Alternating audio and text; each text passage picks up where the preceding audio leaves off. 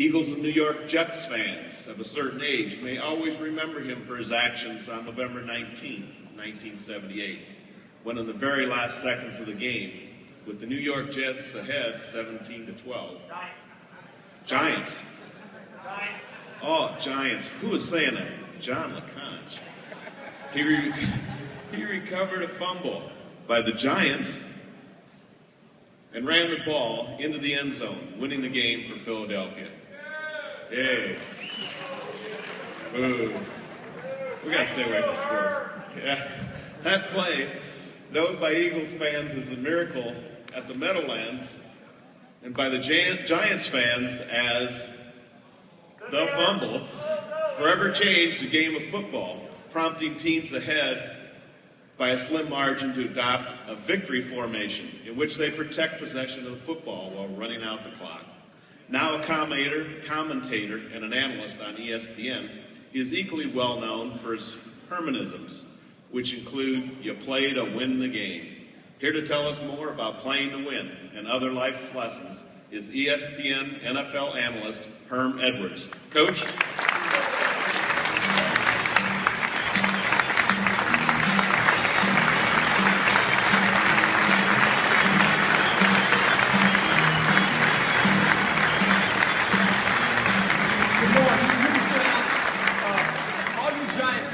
Still mad at me for the fumble. Remember this, the staff got fired, that's never good, but you got Bill Parcells and you won Super Bowl, so. We love you, Herm. Philadelphia Eagles haven't won one yet. We're still trying, so we'll figure this thing out. But it's a pleasure for me to be here this morning. I'm kind of surprised, obviously in Vegas, you guys are here, that you started at 7:30. That says a lot about your commitment. The thing I want to know, Terry, obviously is this, is tomorrow's the last day. Will you be here tomorrow at 7:30? So, okay, that's the whole key. Armand, I'm going to say this. You told me that you have a 12 o'clock rule tonight. In other words, nothing good happens after 12 o'clock. So at 12 o'clock midnight now, make sure you're in your rooms. You shouldn't be out on the casino floors. That way you'll get here at 7:30 tomorrow. A lot of good information has been given to the folks in the audience. And sitting back there listening, I come away with this. My mom was a German war bride. She came from Germany. And the first thing she told me when I was a young man, a little older, she said, this is America, and there are a bunch of freedoms here. And you have an opportunity to make a better life for your children. She actually worked as a hostess. My father was in the Army for 27 years. He ended up being a construction laborer. So when you talk about union, it's close to my heart. I get it. I understand it. You have a powerful organization here when you talk about the Labor International Union of North America, and I don't think you ever need to forget that. Use your power wisely. The information you're going to receive here today is very important, that you make sure you spread the information. I was fortunate enough to play in the National Football League 10 years as a player, but involved in the league for over 30 years. A really good friend of mine has passed away. His name is Gene Upshaw. And I can remember back in the early and late 70s, we sat down as an organization trying to deal with the owners and get better benefits for players, whether it was financial, health. And you look at the players in today's game, where that union is right now compared to where it was when I came in the league in 1977, it's not even close. And you may say these players are overpaid or whatever, but I can remember when it first started. And we had a hat. It was an NFLPA hat. I can remember it was like yesterday. And we were over in Hawaii. And I was visiting with Gene. And he said, you know what, Herm? One day this hat's going to be very powerful. It's going to be very powerful. And if he was here today, he would look at that hat and say, you know what? We figured it out. And I think this is what you folks have to do. You have to understand where you're at. And it starts with a game plan. You're here to prepare yourself, and the first thing you have to realize when you have a game plan, what type of team are you? Winning team. Well, that's kind of important. It's really what type of team you are and who are the players on your team. You know, in football, it's kind of ironic because if you're a fan, if you're a coach, I've been in a lot of meetings, and the offensive coordinator sits there and he has all these great plays. He says, Coach, we can run this play, that play. All looks good on the blackboard. Then I ask him the question, we don't have that quarterback, though. We don't have Tom Brady. We don't have Aaron Rodgers. We have our guy. That's kind of important. Know who you are, but KYP, know your personnel. Know the people you're dealing with. That's very, very important.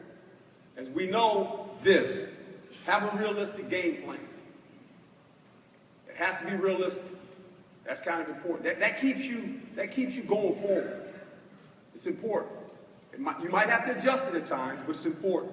Know the facts of every situation. Your job is to fix things. It's like being a head coach. You get information. When you see things happening, you have to have answers. As a head coach on the sideline, everyone here is a head coach. You can do the job better than the guy you see on television because you're sitting at home with the remote control, you have a couple of beers. Why is the coach doing that? Right? He's an idiot. I get it. Okay? A head coach in the National Football League, basically it boils down to this. He has 30 seconds to make a decision. In 3 hours. He has 30 seconds. Think about it this way. So next time you're at home, you want to be the head coach, first of all, get off the couch, stand up. Look at the game. Then here's what I want you to do. If your kids are grown and gone, bring your grandkids over. All right? And I want them running in front of you, asking you questions while you're watching the game. Then put a headset over your ears like this and pretend you're talking to the offensive coordinator, but then you got to talk to the defensive coordinator, and the special team coach comes up to you and says, you know what? We just lost a guy on our kickoff team. Who do we replace him with? Do all that in 30 seconds and make a decision. Do that for 3 hours. That's what a head coach goes through. For 3 hours. He's got 30 seconds to make a decision on what is about to happen. Here you're at home. You're with your remote control. You see it 10 times. We play it over on down and out about 20 times. That coach is an idiot. Remember, you only had 30 seconds. So when you really feel good about yourself this week, stand up, look at the television. Don't sit down in that favorite recliner. Just stand up and look at it. And in 30 seconds, see how many times you get it right. You'll appreciate that guy a lot more, I think. But that's just a suggestion. I think like in anything, life is about this, really knowing your role and doing your job. These folks up here, they have titles. They have a role. You folks in the audience, you have a role. Understand who you are. But probably the most important thing, do your job. We get all hung up and looking at other people and going, what are they doing? Hey, I get it. And sometimes doing your job, you know what happens? You don't get any credit. It's like, oh, you see what I've done? Think about it this way. Football game. Most important player on any team, we know who he is. He's the quarterback, right? Well, think about it.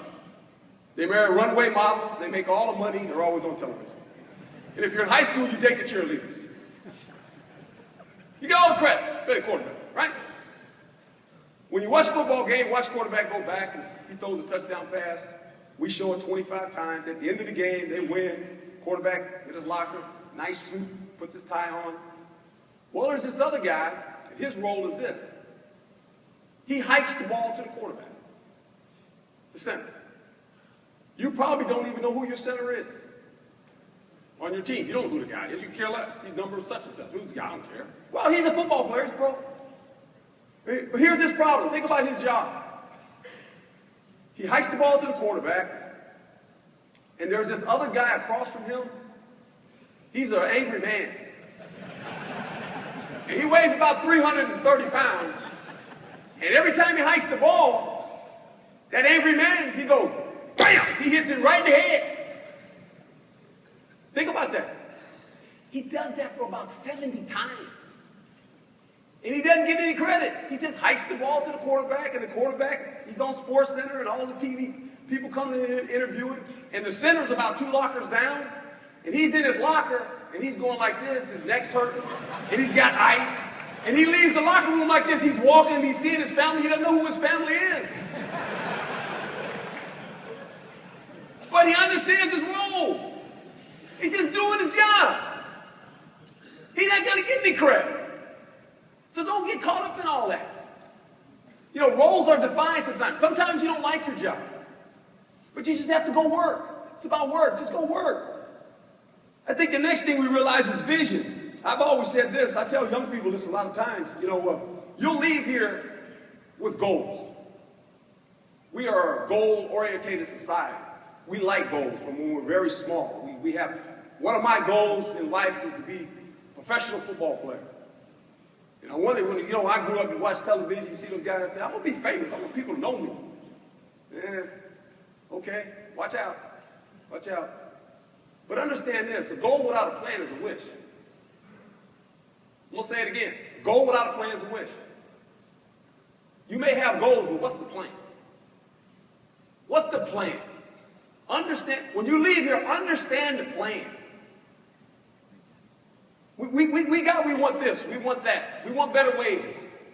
We want better health benefits. We want all these things, but what's the plan to get them?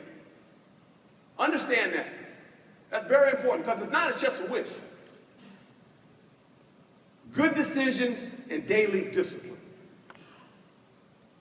That kind of helps you define where you want to go and what you are. I'll say it again. Good decisions and daily discipline. You have to be disciplined. That's part of it.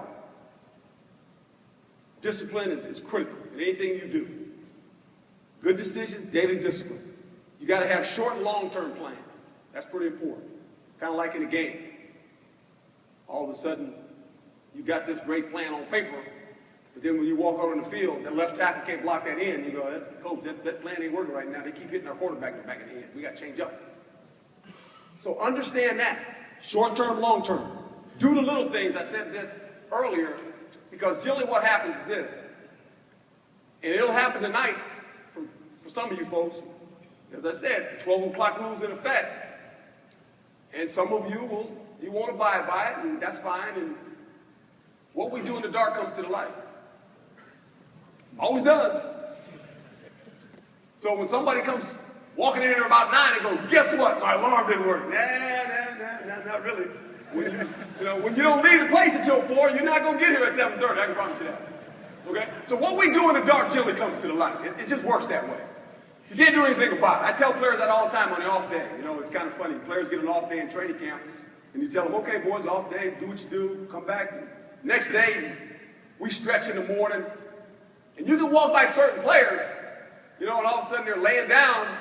First of all, you kind of walk by them. It smells like a little bit of a brewery, and then you go back, and all of a sudden the guy's asleep. He's just laid down sleeping, stretching. Wake up, son, wake up. Where you been? Oh, coach, I was watching television last night. Nah, I don't think so. So what we do in the dark is we'll come to the light, just understand that. And then this. Focus on the result, not the activity. Focus on the result, not the activity. Sometimes we have a lot of activity, but there's no result. You guys are about getting results. Talked about it earlier up here. Okay, there's activity, but what's the result? Because without the result, you can't define where you want to go. It's all about the result at the end, whether it's good or bad. Because once you have the results, you can make a decision. Don't waste time. I'm big on time. I'm just, for some reason, maybe because my dad was in the Army and you learn about time at an early age. Time is important. Because one thing we know about time, everybody gets the same amount every day. And how you use your time, I think, is very important. Don't waste your time. I'm a big believer in that. I know this in life. It's not like getting married. Now, Terry did it pretty quick here. Vegas, bam, done. No dress rehearsal. But generally, in marriage, you get a dress rehearsal. Okay? In life, there's no dress rehearsal. You get no dress rehearsal in life, ladies and gentlemen. None. I'll give you this one, too. Enjoy what you do. Enjoy what you do. You chose to be a part of this unit. It didn't choose you. Understand that. I tell players that all the time. You chose this profession. And when it gets tough, and you lost 2 or 3 in a row, and nobody likes you, come home and the dog walks away from you. You can't go to a restaurant with your wife. If you do, it's got to be real late at night and you're in the corner in the dark. You chose the profession. All right? There's going to be some things that come up when you go, boy, that's not good. That's part of it. It didn't choose you now. So, it's good when things are rolling. It's always fun. There's a thing today, and they've been talking about it on Sports Center, and I was in the studio here 2 days ago, that teams that are 0-2, so if you have an 0-2 team, like if you're a Pittsburgh Steelers fan right now, don't panic. Don't panic. Don't fall off the bridge. If you're a Giant fan, don't panic. They said there's only a 12% chance of you going to the playoffs. So basically, what we're saying and what those that have followed football over the years are saying there's only a 12% chance. Well, you have 14 games left, so now what do? Do you tap out? Do you say, well, we're not going to the playoffs? They approached me with that same scenario when I was actually a head coach with the Chiefs. My quarterback gets knocked out the first game of the season. We go to Denver and lose 6-3. We're 0-2. And they say, hey, coach, your chance of getting the playoff not very good. I said, well, that's somebody else's chances. That's not my chance. I'm the coach of this team. By the way, we got the playoffs. When you're sitting at 2-5 and you're in New York, and they ask you, is your team going to quit? You can't tap out. You signed on for this. We didn't quit. We won a division. It's the last time the Jets have won a division, by the way. So I think sometimes we'll let other people set our own expectations. This is your union. You set your expectations. You don't let the people outside the arena set your expectations. Because if you listen to them, like coaches listen to them, or players listen to them, you'll be sitting with them eventually. You don't want to do that. You have your own expectations. You leave here with the understanding that it doesn't matter what they do on television or say on television to try to distract you. What's the plan? What is the plan when you leave here? That's probably the most important thing. Communications. It's three things when you coach and when you're dealing with people. It's the what. This is what coaches teach. The what, the why, and here's what you have to be able to understand. This is where you answer the question. How? How are we going to get it done? How are we going to get it done? As I said, your job, you got to fix it. You got 30 seconds to fix it. Think about it. So when you're watching that game this weekend, you got 30 seconds, not 31. And by the way, you can't use all your timeouts in the first half. Don't give me that timeout, coach. No, that don't work. Can't use timeouts in the first quarter and the second quarter, by the way. That's a rule of football. For head coach, you don't use timeouts in the first, second quarter. Defense never calls timeouts. Offense always get timeouts. Generally use them in the second quarter and the fourth quarter. Say, don't use them in the first and second quarter. That's number one rule. That's a true story, though. So understand that. You got to fix the problem. Change always starts with the struggle. Always. Why? Because it's called growth. See, change is growth. Some people look at change and say, oh, because we get comfortable. When you change, you got to work at it. It's growth. Look at this union. When it started to where it's at right now, you're trying to grow. There's going to be some points where you struggle. Because some people don't want to grow. Some people don't want to hear it. They say, well, I'm good right now. Remember, this is not about you so much. It's about 20 years from now that the people that come back here that sit in this audience, it's about them. We work to make a living. But what we give to others is to make our lives.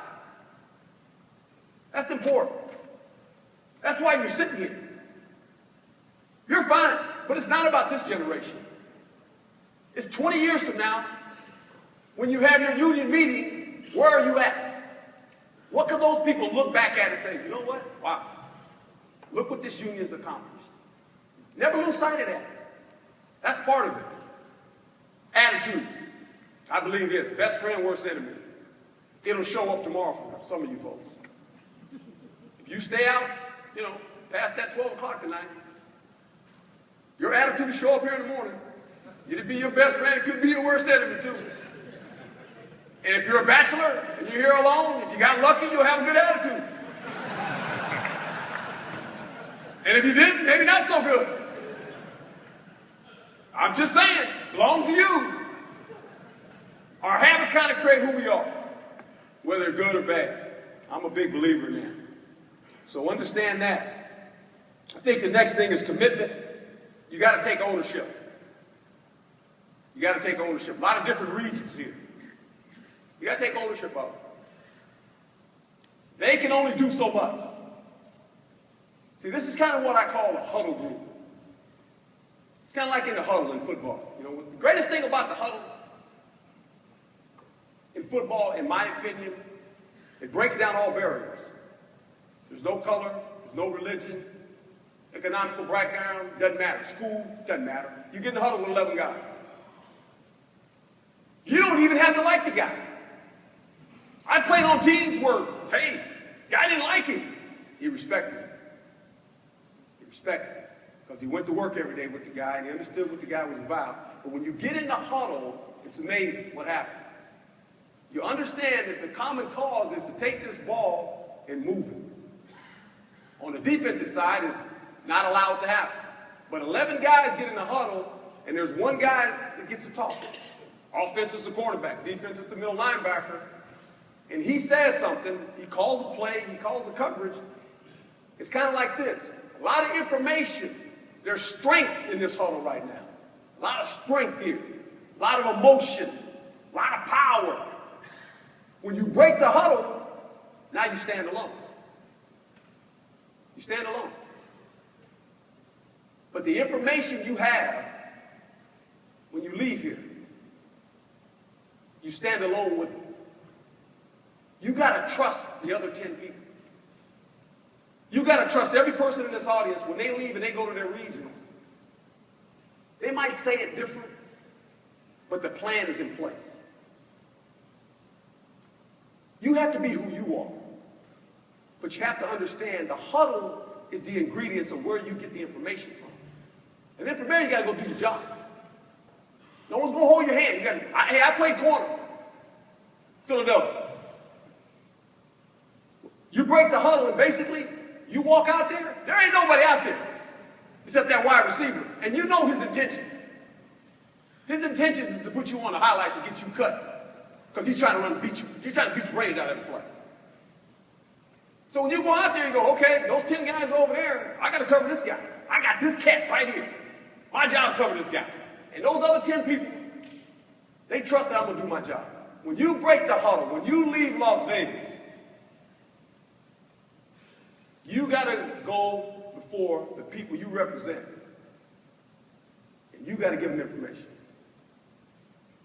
That's your job. Don't lose sight of that. Your commitment and your competitive attitude will kind of determine who you are. That's what's great about life. Wonderful thing, especially football. Life in general, it's about competing. We're all competitive in nature. We all love to compete. It's about competing. But do you only compete when it's convenient? When it's easy? When you got good answers? When you got great information? When it makes the person you're about to talk to feel good? Hardest thing as a head coach is tell a young man, guess what? I got to cut you. That's not convenient. Not at all. But I'm here to tell you this. As we strive for convenience in life, life is really about inconvenience. It's about the center getting hit in his head 70 times in a football game and dealing with inconvenience. Because once you learn how to deal with inconvenience, you'll have success. Because it won't blur your focus. See, life is about dealing with inconvenience. When you're in a union, let me tell you something. There's inconvenience. Because there's people always picking at you. Always trying to kind of separate you, pull you apart. See, because they know when numbers their strength. But when we get you by yourself, can we kind of convince you? Don't do it. Don't fall for it. Understand, no inconvenience will come, but understand the people you're sitting here with. That's probably the most important thing. And I say again, it's not about you. It's about 20 years from now.